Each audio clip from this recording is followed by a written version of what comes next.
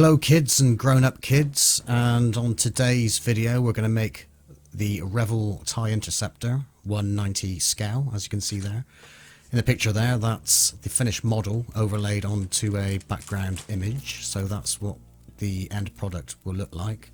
So just arranging the pieces there, that's the model kit in place, so we'll start cutting out the bits and pieces. I'm just reading the instructions there.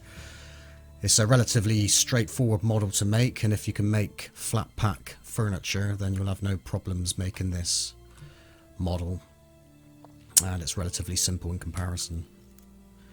So there, are cutting out the bits and pieces. That's the seat, the cockpit seat, which is number 13 on the instructions. I'll say the numbers as we go through if it's any help to anybody making this model. So there we are, we have the cockpit seat there, filing it off, and I'm just cutting these pieces out in a methodical fashion so that I don't get things mixed up, because I tend to get things mixed up at times. So there's the TIE Fighter pilot. I'm just sort of loosely assembling the pieces there.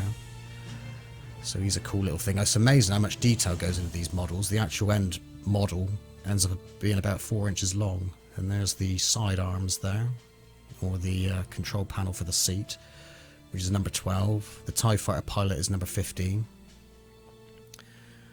So we're just cutting them out, filing them down, and assembling them ready to glue later on. So I love this TIE Fighter design, or TIE Interceptor as it's called. I had one of these toys when I was about 10 or 12 years old, and I don't know what happened to it. I think I gave it away to kids when I got a bit older.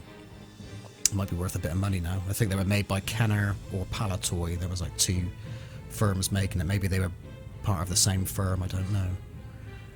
But yeah, I like this one as much as I like the original TIE Fighter, you know, the ones with the flat wings on the side in the original Star Wars films. Well, they're in pretty much all the Star Wars films, except for the prequels, of course. So there I am assembling the cockpit. We got the exhaust part there, so that's parts 11, 14, 8 and 22, so you can follow this in your instruction book.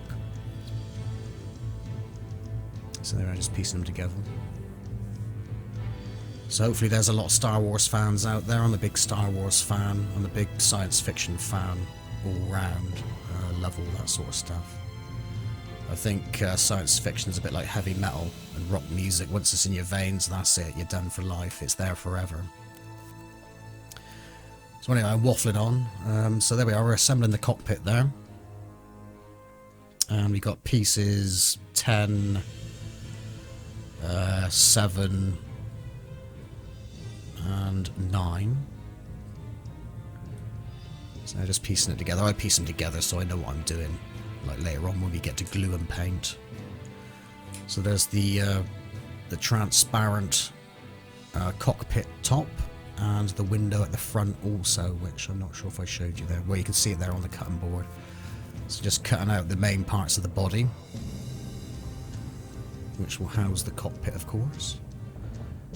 And we'll fix the wings onto the sides later on. So the cockpit numbers, well, are self-explanatory really, but it's number 1 and number 3, top and bottom. So if there's any Star Wars fans out there, maybe we can have a discussion in the comments below.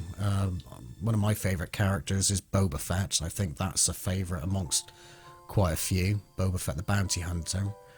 I also like the new Star Wars films as well. I can't understand why they've been slated and they've had bad reviews, because I really enjoyed them. And I really like the Maz Kanata character. Is it Kanata or Kanada? I think she's absolutely fantastic. Sort of a Yoda replacement.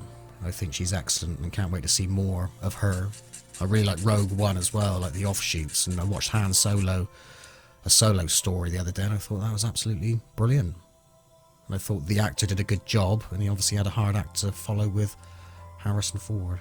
So there's a transfer there, which goes over the cockpit at the end.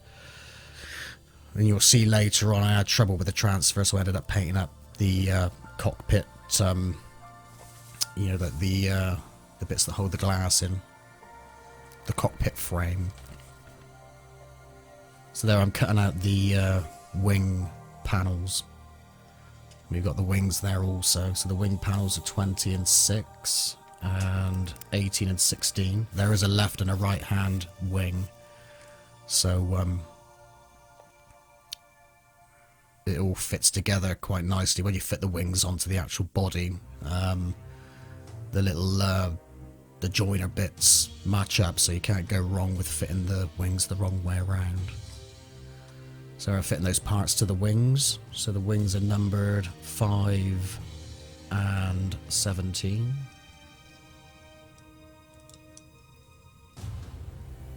So we're getting around to, we're getting around just obviously assembling these ready for gluing shortly, so it should make it easier. I find it best to familiarise yourself with the pieces before gluing everything together. And what we'll do is we'll glue the cockpit pieces together and then paint that before we actually assemble the main part of the TIE fighter or TIE Interceptor. So as you probably noticed, I put a little model demonstration at the beginning of the video, and it will be on at the end. So I actually took a picture of the TIE fighter and overlaid it on some animated GIFs. Bit rough and ready, but I'd like to pursue that a bit more and hopefully get some good effects with photography and video filming with backgrounds and effects to make creations stand out a little bit more. I used to love the films, the old science fiction and fantasy films, like there was, is it Harry Rasmussen? What's his name? Harry. Oh god, I forgot his name. The last, but that's pretty bad that I forget his name because he's sort of like the godfather of special effects. He did the Jason the Argonauts film, Sinbad the Sailor, and there was a UFO film which is in black and white where he made the flying saucers. I think it's Attack of the Flying Saucers or Flying Saucers Invasion. I can't remember what it's called now, but I got it on DVD in the house. And the effects are absolutely amazing for those times. You know, sort of 1940s, 50s and 60s. You know, there's a lot of respect for the people that made all those films. Of course, you've got CGI now. So there we are. I've painted up, I sort of lost myself there. I'm just waffling on and going off on a tangent. So I painted up the TIE Fighter pilot. And I'm using acrylic paints. I'm not using model paints. I'm using acrylic paints. And we painted up the TIE Fighter pilot with a iron rust color. Sorry, cast iron. I get me words mixed up here. Sorry about that. So there we are, assembling the cockpit there, gluing everything in place. I mean, I painted up the inside of the cockpit, but once it's finished, once you put everything together, you can hardly see anything inside anyway. So I was a bit anal there, so I decided to do that. So if you get your magnifying glass, you can look through the windows and see everything inside. But a lot of it you don't see anyway. So I painted the floor of the cockpit silver and a light grey for most of the inside of the cockpit and little details, using a black wash to kind of give it a worn look and fill in the details and make the details stand out a little bit more. So they are gluing up the TIE Fighter wings there, TIE Interceptor wings.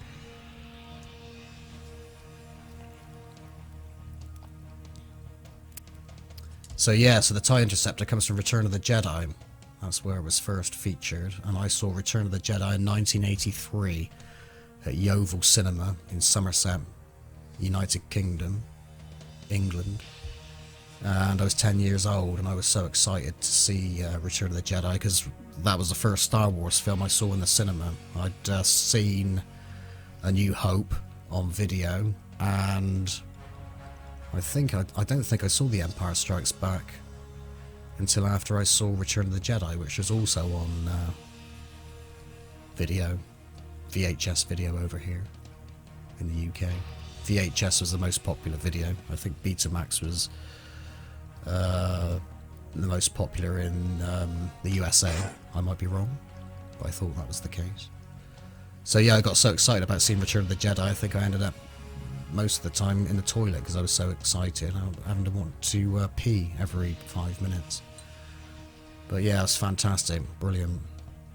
Later on in my adulthood, I saw Empire Strikes Back and Star Wars, the remastered versions. That was in Taunton Cinema. That was probably about 20 years ago now. So yeah, so I'm 45, 46 in March, so this is, I think I'm going to call this series the Midlife Crisis series. So revisiting my youth and making up all these bits and pieces. Like I said before, Boba Fett's my favourite character, so I wouldn't mind making up a Boba Fett suit maybe sometime in the future. Or make the helmet at least. Also, I love the TIE Fighter designs, of course the Stormtrooper designs, but I like the AT-AT driver and the Empire Strikes Back. I thought he looked pretty good. And the Biker Scouts, of course, in Return of the Jedi. So now I'm getting geeky with all the character and different names of things. So anyway, let us know what your favourite Star Wars character is and favourite vehicle, fighters, spaceships and so forth. So there we are, we got the cockpit assembled there and painted with a wash. You didn't see that because my battery ran out, so I couldn't show what I was doing there with the painting and assembly. We started on the wings of the TIE Fighter, so basically black washes and filling in those solid panels with straight black. So there we are, I'm painting in the panels there after we've put a wash of black over those wings. So carefully does it. Of course, a professional model maker's using airbrush and mask everything out, but if you've got a steady hand, it's okay with the paintbrush.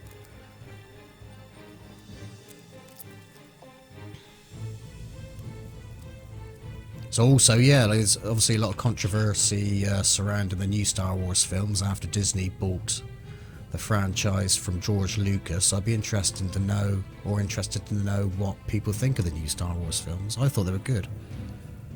I thought they were as good as the episode 4, 5 and 6, Star Wars, Empire Strikes Back and Return of the Jedi. Although people my age, of course, have an affinity towards those films, the original films. Fantastic films. Of course, way ahead of their time. Back in the day, Star Wars is 1977, I believe.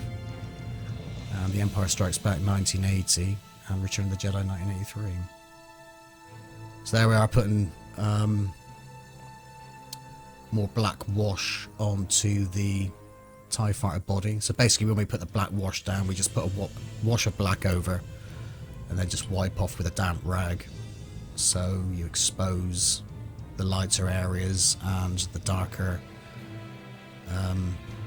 bits of paint stay in the details and show up the detail a little bit more. So I wanted to go for a little bit of a worn look on this TIE Fighter. I think they're easier to paint as well if you put that worn look in. And say, for instance, with the solid black panels on the TIE Fighter wings, if you put a wash over it, tends to make them look more precise. If you can have a clean looking vehicle, you need to get those straight edges and details perfect.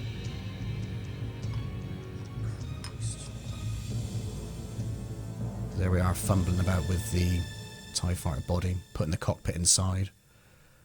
It's relatively straightforward, some pins that go in some holes on the bottom of the cockpit. And there I'm messing around with the cockpit front window part. So we glue that into the bottom. Well, I glued it into the bottom first because it sits inside the cockpit in some grooves. Once that's ready, we can put the top part of the TIE Fighter body onto the top.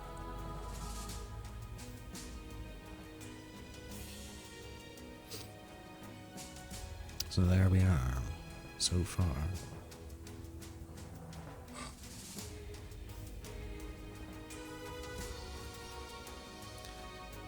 So, I haven't met anybody from the prequel films that likes Jar Jar Binks. Is there anybody out there that likes Jar Jar Binks?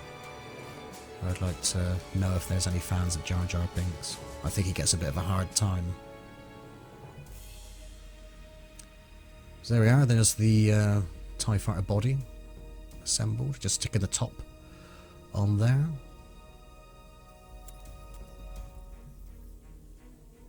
And there we are. So now we're ready for the wings.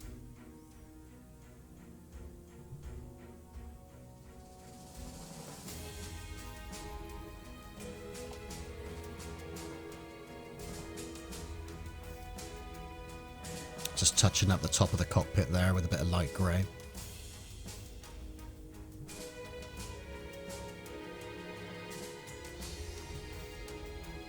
And just putting a wash of black over the top part of the cockpit also.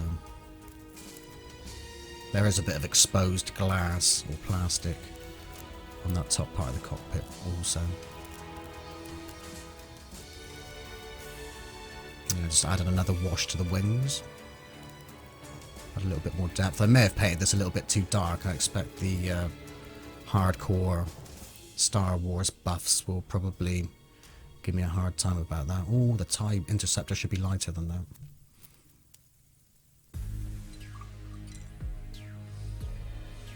So there we are, I'm gluing on the wings.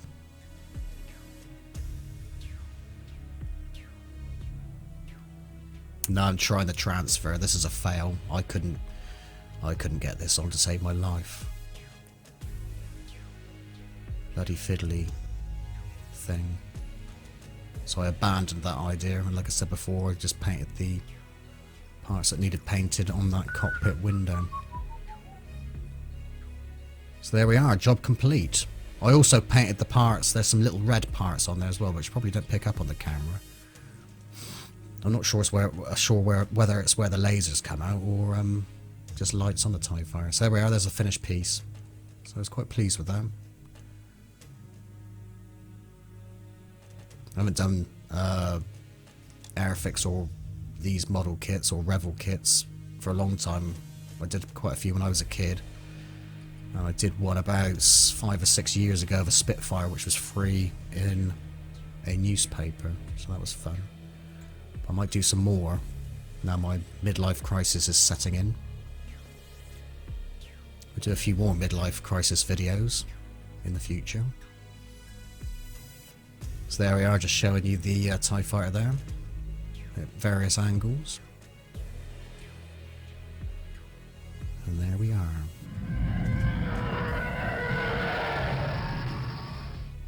So there's a few pictures of the model just superimposed over the top of some images and just as it is. So thank you for watching, and may the Force be with you.